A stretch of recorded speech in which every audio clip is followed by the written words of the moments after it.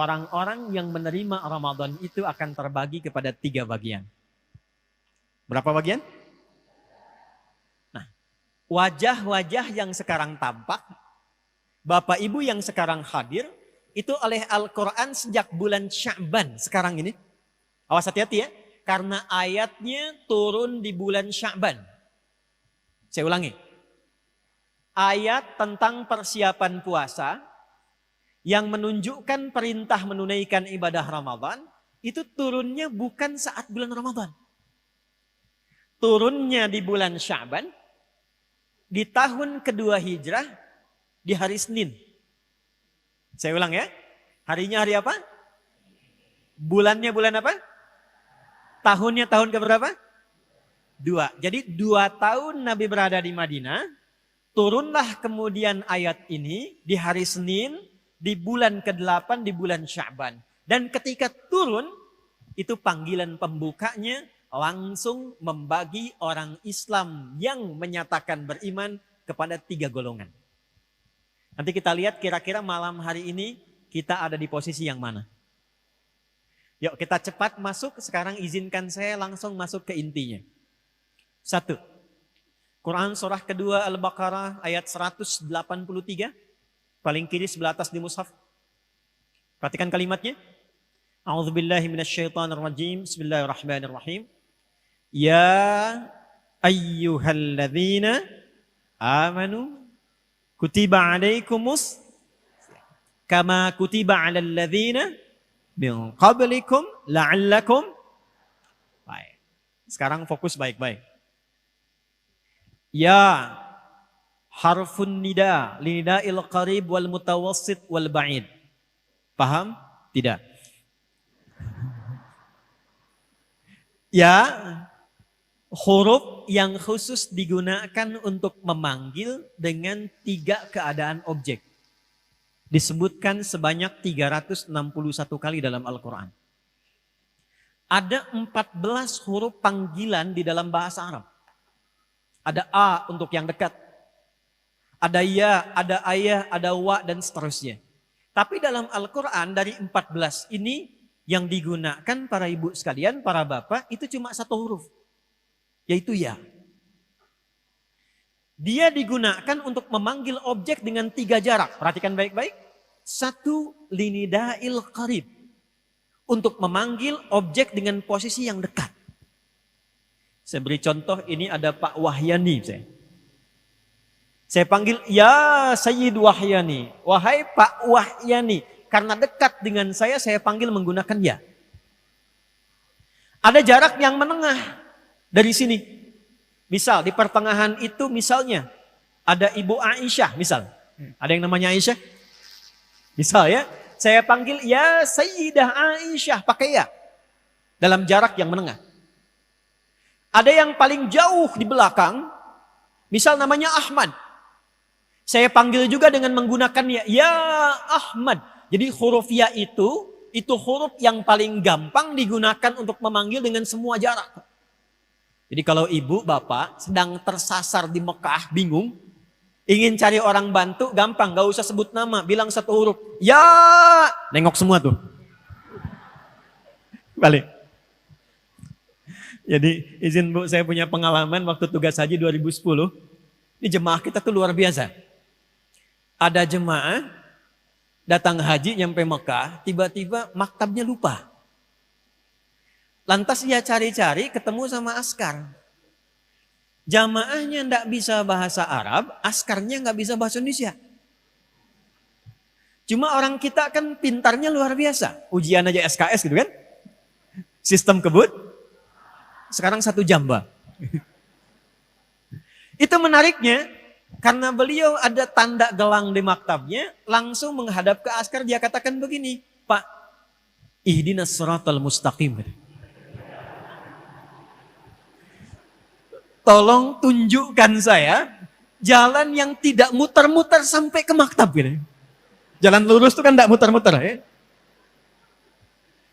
Nah yang Arab ini askar ini tidak bisa bahasa Indonesia. Sulit menjelaskan tapi tidak hilang akal. Maka dilihat di gelangnya ada maktabnya.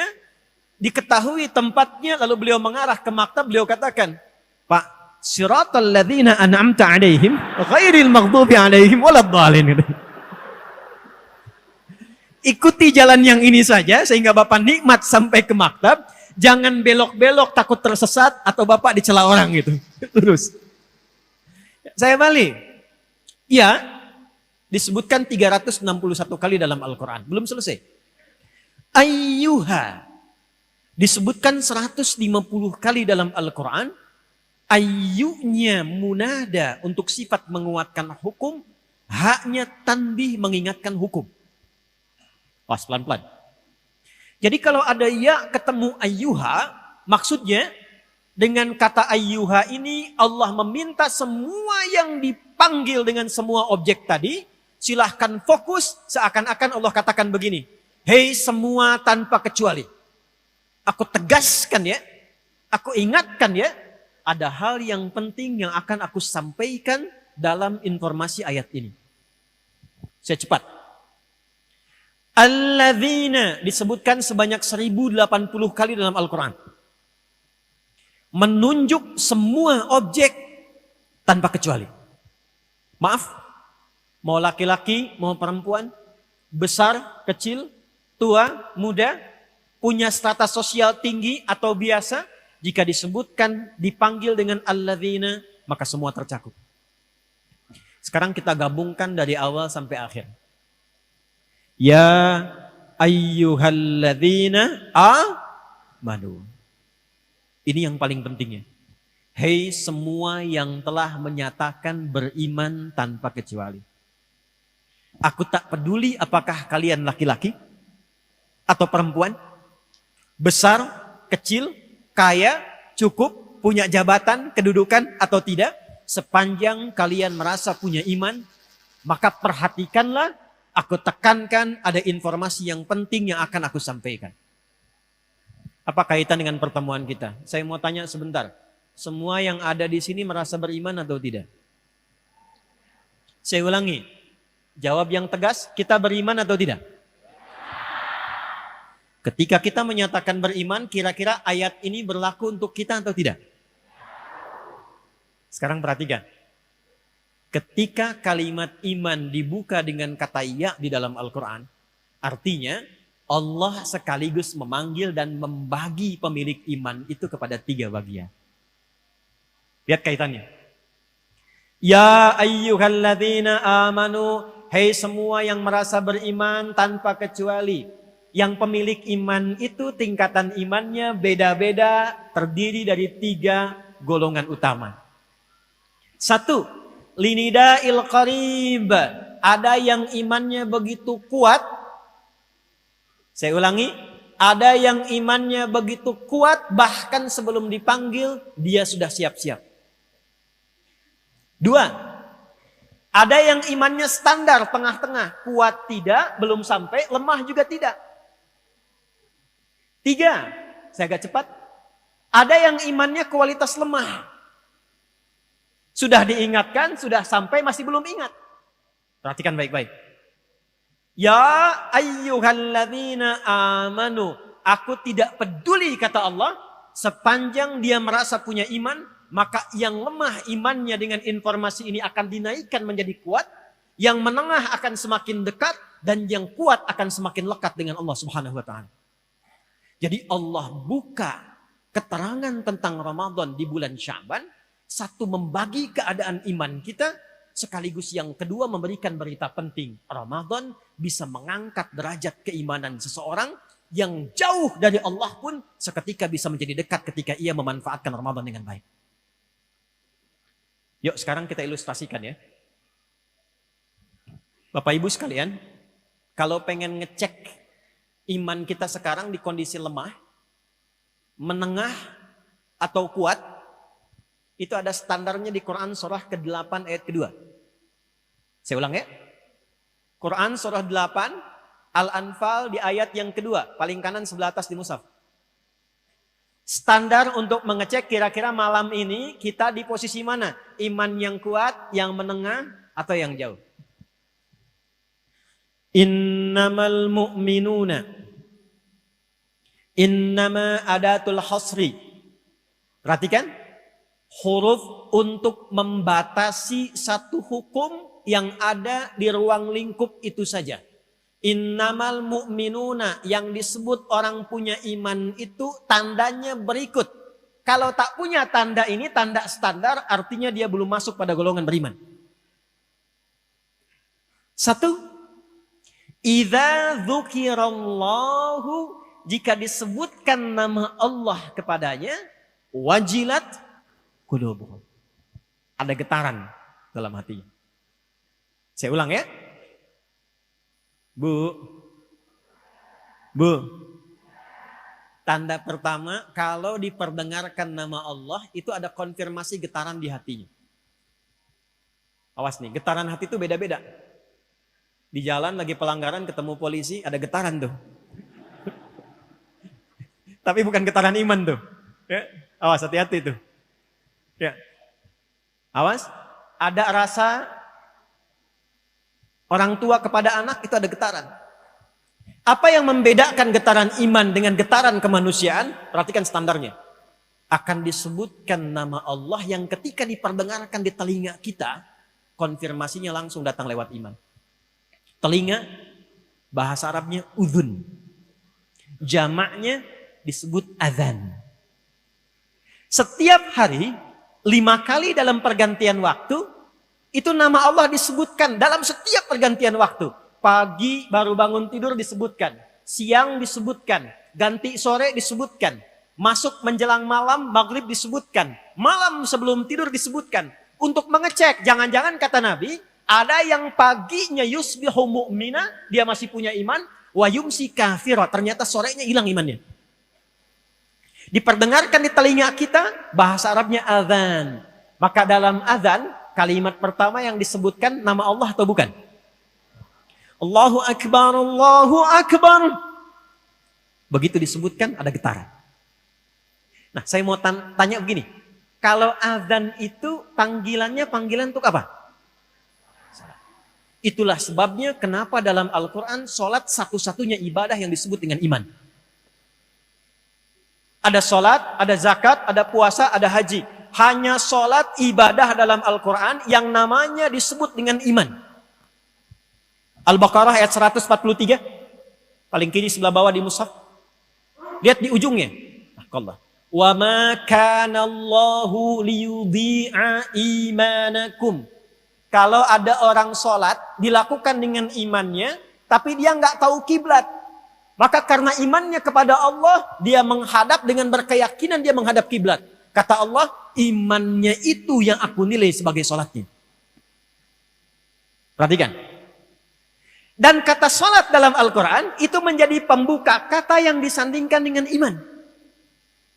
Jadi kalau teman-teman baca Quran, mencari kata iman pertama dalam Quran disandingkannya dengan sholat.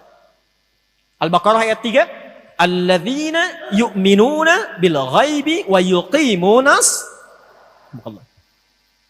Ada orang-orang takwa yang cirinya dia punya iman konsisten. Pembuktian pertamanya dalam sholat. Maaf, jadi kalau pengen ngecek iman kita itu standarnya rendah, menengah, atau kuat, maka cek dalam sholat. Bagaimana cara ngecek dalam sholatnya? Inilah detailnya Al-Quran. Al-Baqarah ayat 238. Paling kanan sebelah atas. Pojok. Lihat kalimatnya. Hafizu ala salawati wassalatil wusta wa qumu lillahi qanitin. Kata Allah, coba cek. Kira-kira orang yang muslim beriman itu tahu waktu sholat untuk menjaganya atau tidak? Yuk sebentar. Subuh besok jam berapa? Oh, jangan lihat sini, nggak ada. 4:35. 4:24. Terjadi perbedaan pendapat waktu sholat subuh. Gimana ini ahli hisab nih? Ya, ini menunjukkan kita datang dari tempat yang berbeda-beda. Ya, baik. Kita ambil yang standar, misal 4:35. 4:27. Tadi di Lanut 4:26 saya. Ambil 4:27 lah ya. Izin Pak ya. 4:27, 4:35 komat beliau. Lihat. 4:37. Allahu Akbar, Allahu Akbar. 4:37. Begitu dipanggil, saat dipanggil kita langsung sadar, ya Allah sudah azan, siap-siap sholat. Ini adalah menunjukkan iman yang standar.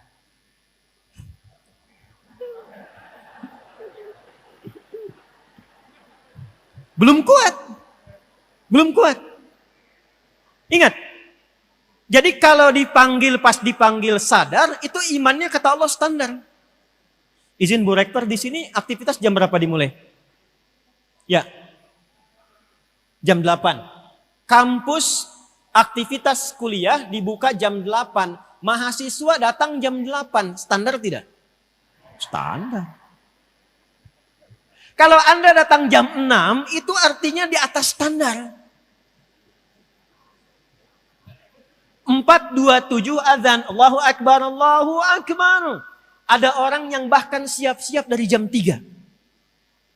Disebutkan di Quran, dia nunggu pemanasan dulu supaya subuhnya itu optimal. Dia tahajud dulu, dia istighfar dulu, dia tunggu sampai tiba waktu subuh. Itu yang tadi saya bacakan, rakaat kedua dalam salat Isya. Quran surah 51 ayat 15 sampai dengan ayat 18. Itu adalah tentang orang ahli surga yang masuk surga dari taman surga yang disifati oleh Allah sedang beraktivitas di bumi. Di antara cirinya, dia menyiapkan persiapan subuh, dia datang sebelum dipanggil. Itu iman yang tinggi. Jadi kalau 4:27 dipanggil Anda datang, itu standar. Jam 3 Anda siap-siap, di atas standar. Tapi kalau 4:27 dipanggil Anda baru sadar jam 7:42, nah itulah wajah-wajah iman terlemah itu. Ya. Nah, ketika ayat Ramadan ini dibuka dan turun, ini maksud saya, turunnya bulan Sya'ban dibuka dengan panggilan iman, diawali dengan kata ya, Allah itu maha tahu. Semua orang beriman tuh tingkat imannya nggak sama. Tadi aja sholat kan ada yang nunggu qomat dulu. Ya kan? Ya. Ini kan ibu pas mau kajian aja datang duluan. Coba kalau di luar kajian. Tapi indahnya pembuka Quran itu, perhatikan kalimatnya. Kata Allah, Ramadan ini spesial. Karena ia bisa mengangkat iman yang paling rendah pun, itu bisa naik ke posisi tertinggi. Itulah kehebatannya Ramadan. Keunggulannya Ramadan. Ini yang menjadikan awal Ramadan itu menjadi berkah. Karena di awal Ramadan itu, semua jenis rahmat Allah diturunkan, mencakup semua pemilik iman. Itulah sebabnya nanti Masjid Walidah ini pada saat malam pertama Ramadan, jangankan yang sering ke masjid, yang jarang ke masjid pun bisa saf pertama. Maaf, jangan simpulkan yang datang saf pertama nggak pernah ke masjid ya. Tapi kalau nggak percaya silahkan Bu. Yang nggak pernah pegang mushaf, itu ibu-ibu malam Ramadan bisa tadarusan. Yang jarang sholat sunnah, itu Ramadan itu bahkan dikejar keadaan sunnahnya. Itulah indahnya Ramadan. Itulah indahnya Ramadan. Tapi siapa yang bisa mendapatkan itu? Ialah orang-orang yang memulai persiapan sejak Sya'bannya. Jadi kalau kita tidak tarhib dari bulan Sya'ban, vibes-nya nggak akan dapat. Ya. Auranya tidak akan sampai. Itulah sebabnya hadis riwayat An-Nasa'i. Saya cepat. Nomor hadis 2357. Silakan dicek, saya sudah lihat.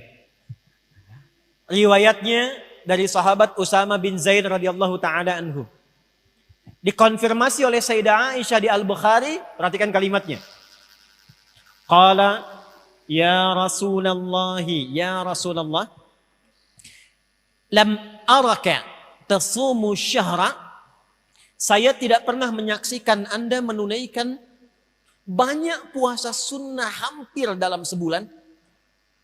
Kama tasumu Sya'ban atau kama qala. Seperti Anda menunaikan puasa sunnah ini di bulan Sya'ban. Saya ulang ya. Hadis ini memberikan kesan Nabi itu bulan Sya'ban itu sudah tarhib Bu, untuk persiapan Ramadan. Anda bayangkan seorang Nabi istimewa, ada ayat turun memujinya, wa innaka la'ala khuluqin azim. Ada satu surat diturunkan menjamin surganya sebelum wafat, surah Al-Kautsar. dipuji oleh Allah dengan semua keluarganya, dipuji sahabatnya, dipuji umatnya. Nabi mulia ini masih persiapan menjelang Ramadan dari sejak Sya'ban. Ada yang mengaku umat Nabi Muhammad, tidak pernah ada ayat turun memujinya.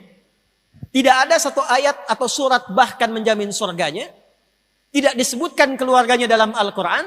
Bahkan dia mengaku muslim dan beriman, tidak memiliki persiapan sebelum datang Ramadan, sehingga ketika sampai Ramadan, tidak siap dia untuk menjemputnya. Itu poin satu. Karena itu tolong malam hari ini, silahkan dicek kira-kira berada di level mana keimanan kita, dan seperti apa persiapan menuju Ramadan.